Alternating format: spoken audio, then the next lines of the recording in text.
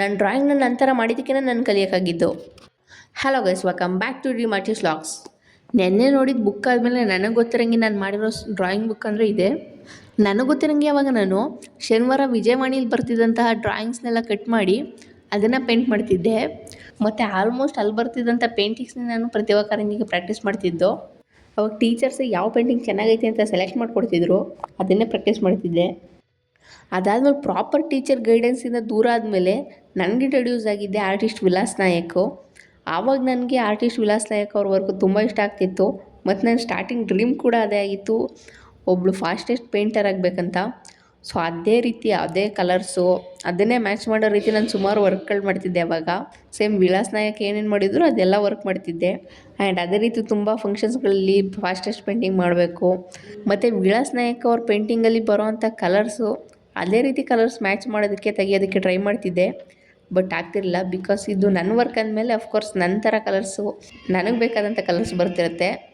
ಅದಾದಮೇಲೆ ನಾನು ನೆನ್ನೆ ಸ್ಕೆಚ್ ಬುಕ್ಕಲ್ಲಿ ತೋರಿಸಿದಂಥ ಕೆಲವೊಂದಷ್ಟು ಸ್ಕೆಚಸ್ಸು ಅದನ್ನು ಇಲ್ಲಿ ಪ್ರಾಕ್ಟೀಸ್ ಮಾಡಿದ್ದೀನಿ.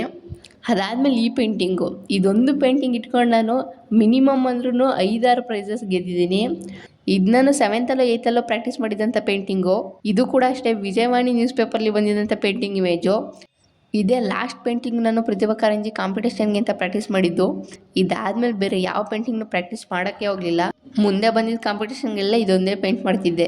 ಅದಾದಮೇಲೆ ನನ್ನ ಆರ್ಟ್ ಲೈಫಲ್ಲಿ ಕಾಂಪಿಟೇಷನ್ನು, ಪೇಂಟಿಂಗು ಇದೆಲ್ಲ ಬಿಟ್ಟು ಸ್ವಲ್ಪ ಪೋರ್ಟ್ರೇಟು, ಶೇಡಿಂಗು, ಒಬ್ಬ ಮನುಷ್ಯನ ಅದೇ ರೀತಿಯಾಗಿ ಸ್ಕೆಚ್ ಮಾಡೋದು ಹೆಂಗೆ ಇದನ್ನೆಲ್ಲ ಕಲಿಯೋಕ್ಕೆ ಇಂಟ್ರೆಸ್ಟ್ ಬಂತು. ಯಾಕಂದರೆ ಅದು ಕೊರೋನಾ ಟೈಮು, ಕಾಂಪಿಟೇಷನ್ ಏನೂ ಇರ್ತಿರ್ಲಿಲ್ಲ.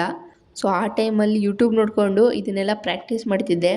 ಅಂದರೆ ನಾನು ಆವಾಗ ಯಾವುದೇ ಗ್ರಿಡ್ ಯೂಸ್ ಮಾಡ್ತಿರಲಿಲ್ಲ, ಸಮ್ಥಿಂಗ್ ನನ್ನದೇ ಯಾವುದೋ ಯೂನಿಕ್ ಟೆಕ್ನಿಕ್ ಥರ ನಾನೇ ಏನೋ ಹೊಸ್ದಾಗಿ ಕಂಡಿಡ್ಕೊಂಡು ಏನೋ ಮೆಷರ್ಮೆಂಟ್ ಅದು ಇದು ತಗೊಂಡು ಮಾಡ್ತಿದ್ದೆ. ಅಂದರೆ ನಾವು ಇನ್ನೊಬ್ಬರನ್ನ ಕಾಪಿ ಮಾಡೋದನ್ನ ಯಾವತ್ತು ನಿಲ್ಲಿಸ್ತೀವೋ ಅವತ್ತು ನಾವು ಏನೋ ಹೊಸ್ದಾಗಿ ಕಂಡಿಡಿಯೋಕ್ಕೆ ಪ್ರಯತ್ನ ಪಡ್ತೀವಿ. ಮತ್ತು ಆ ಪ್ರಯತ್ನದಲ್ಲಿ ಸಿಗೋದೆಲ್ಲ ಅದು ನಮ್ಮದಾಗಿರುತ್ತೆ. ಸೊ ನನ್ನನ್ನು ನಾನು ನೋಡ್ಕೊಳ್ಳೋದಂದರೆ ನಾನು ಆಲ್ಮೋಸ್ಟ್ ಕಲ್ತಿರೋದೆಲ್ಲ ಹಿಂಗೇ.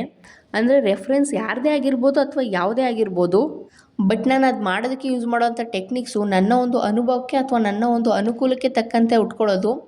ಸೊ ಈ ಒಂದು ರೀಸನಿಂದ ನನ್ನ ವರ್ಕ್ ಮೇಲೆ ನಂಗೆ ತುಂಬಾ ಹೆಮ್ಮೆ ಇದೆ. ಮತ್ತು ಇಷ್ಟೆಲ್ಲ ಮಾತಾಡ್ತಾ ಡ್ರಾಯಿಂಗ್ ಬುಕ್ಕೇ ಮುಗಿದೋಯ್ತು. ಲಾಸ್ಟಲ್ಲಿ ನಾನೊಂದು ಡ್ರಾಯಿಂಗ್ ಸರ್ಟಿಫಿಕೇಟ್ ಪಡ್ಕೊಂಡಿದ್ದೀನಿ, ಅದು ಕೂಡ ನಮ್ಮ ಅಕ್ಕನಿಂದಾನೇ. ಆ್ಯಂಡ್ ಈ ವಿಡಿಯೋ ಆಗುತ್ತೆ ನನ್ನ ಆರ್ಟ್ ಜರ್ನಿ ಸೀಸನ್ನ ಲಾಸ್ಟ್ನೇ ವಿಡಿಯೋ. ಇಟ್ ಮೀನ್ಸ್ ನನ್ನ ಆರ್ಟ್ ಜರ್ನಿನ ನೆನಪು ಮಾಡ್ಕೊಳ್ಳೋ ಒಂದು ಸೀರೀಸ್ಗೆ ನಾನು ಕಾಮ ಆಗ್ತಿದ್ದೀನಿ.